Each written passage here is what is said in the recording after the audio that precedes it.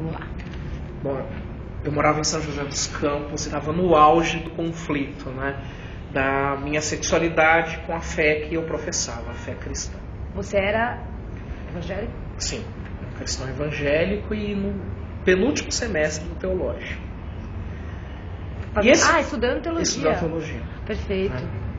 E é uma angústia muito grande, né? Imagina só você acreditar que algumas características suas não são bem-vindas para Deus e que Deus não gosta delas. E você ama muito a Deus e ama muito a igreja, e aí você quer acabar com essas características. O problema é que você não consegue, e por mais luta, por mais oração, você se sente derrotado. Então eu já tinha jejuado bastante, orado, já tinha feito campanhas de oração, já tinha ido para encontros, procurei psicólogos cristãos, terapeutas e grupos de ajuda e tudo mais. E eles tratavam assim como uma doença, não? Como você? Alguns grupos cristãos tratam como doença, outros como possessão demoníaca, outros melhor não mexer nisso. Certo.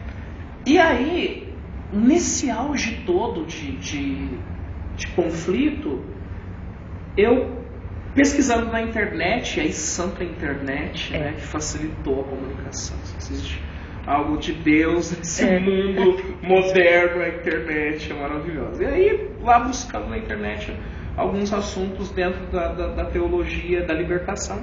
Certo. Eu descobri um encontro de negros gays cristãos no México. Eu falei, meu Deus, como assim? Como assim? E aí fui descobrir que tinha uma igreja que estava promovendo esse encontro. Eu falei, mas que igreja que é essa? Que loucura, né? Esse povo tá doido.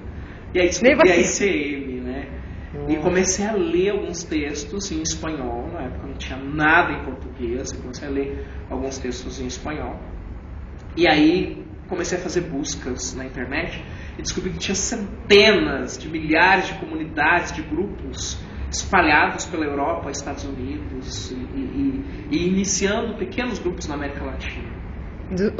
O do México devia ser recente. Isso, o do México tinha 4 anos. Isso faz quanto tempo, mais ou menos? Faz 8 anos. E eu fiquei empolgado com aquilo tudo, né? E comecei a beber daquilo, né?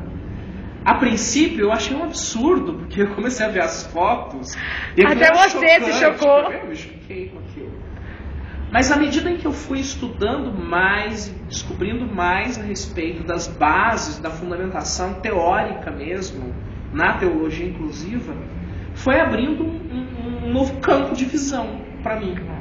E eu comecei a enxergar o cristianismo de uma forma mais dinâmica, mais aberta, mais feliz, né? Menos culpada, né? Sim, por favor. E aí comecei a ter uma relação com Deus um pouco menos doentia, porque até então eu servia a Deus porque Ele era um Deus de amor que tinha prazer em castigar quem errava. Isso era complicado. E a culpa, né? E a culpa, e aquele sentimento de culpa, de angústia, né? E você... Medo de errar. Sim. E toda vez que eu me masturbava, por exemplo, ou que pensava em sexo, ou que pensava num corpo masculino, por exemplo, eu me sentia o cara mais sujo do mundo, a pessoa mais suja do mundo. E se você gosta de penitenciar? Sim, isso gerava uma dor, uma angústia muito grande. Eu não podia falar isso pra ninguém, porque pra quem eu falasse ia sair escandalizado. Eu era líder de jovens, tinha liderança na igreja, eu participava ativamente de todas as atividades, amava a igreja, né? Sempre amei muito a igreja, sempre amei muito Deus, essa dinâmica do sagrado, então eu sempre gostei muito. Bom, o que aconteceu foi que esses textos, essa leitura, essa visão, começou a desenvolver em mim uma relação afetiva com a minha própria história. Olha. Eu comecei a olhar com um pouco mais de carinho para essa história, comecei a me apaixonar por mim mesmo nessa caminhada. Eu falei assim, é isso. Eu orei tanto pedindo para Deus mudar, e Ele não mudou porque não é porque Ele não ouve, é porque Ele não quer, é porque não está nos propósitos dele, porque não precisa, é porque Ele tem um plano especial usando essa questão mesmo, né? E a minha sexualidade tem é parte desse todo maravilhoso que Deus fez. Sim.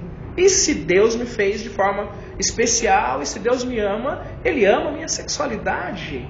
Né? E eu não tinha consciência, e também não tenho consciência, de um dia em que eu tenha escolhido ser gay. Imagina, um dia chegar e falar, quer saber? Vou ser gay. Não, isso não aconteceu. Isso não acontece. Sim. Né?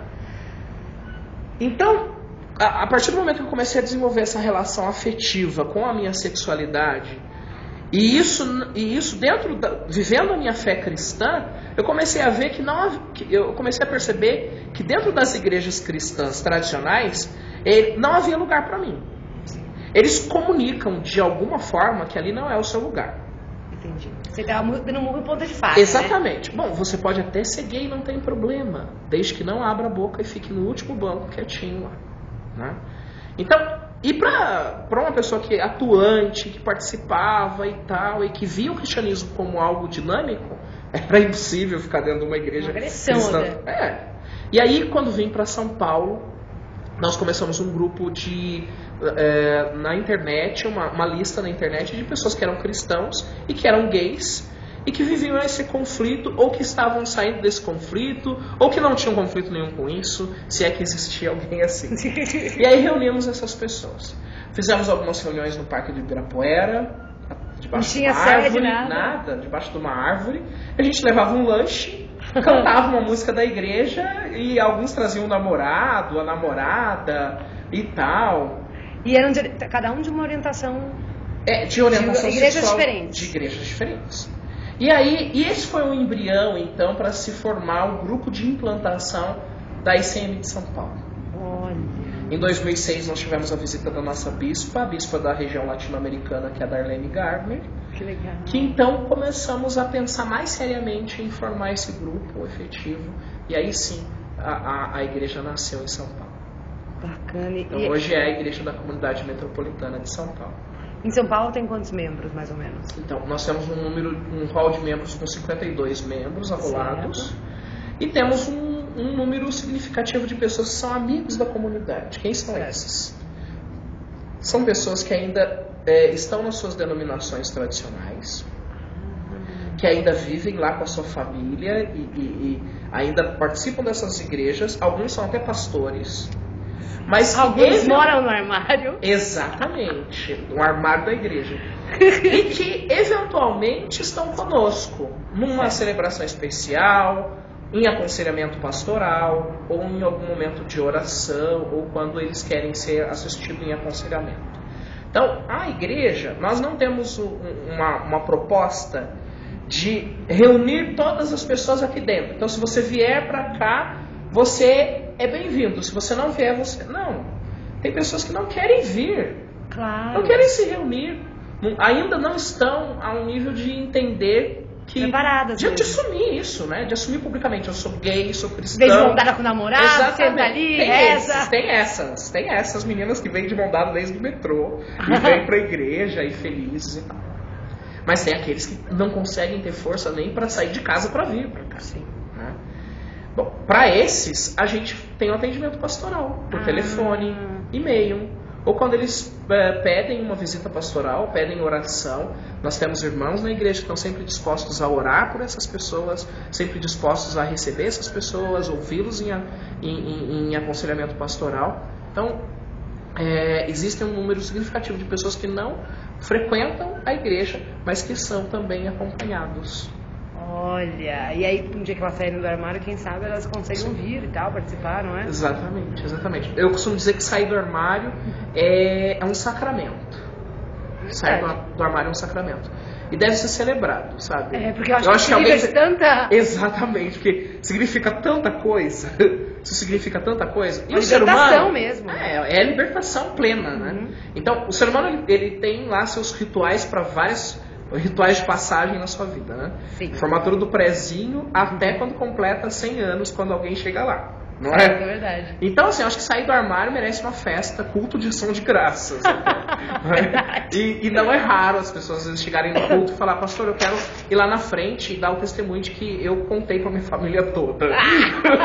E eu, amém, que maravilha. Nossa, lava a alma. E aí vai lá e conta, né? E é sempre melhor do que a gente imagina, né? Eu já ouvi muitas dessas histórias e a grande maioria pensa que vai ser terrível, que a família vai querer matar e que vai colocar pra fora e tal. E quase sempre não é nada disso que acontece. Todo mundo já tava desconfiado mesmo, né? Às vezes as mães falam assim, tá, e daí? Né? Você já sabia? Muitas mães e pais. E eu penso que quando nós somos verdadeiros, a nossa relação se torna um pouco mais feliz, né? Verdade. Sempre mais autêntica, né? É claro que pode acontecer de ao princípio ser realmente difícil, ser turbulento, haver alguns conflitos, com certeza. Mas é verdadeiro. Esse conflito é seu. De fato.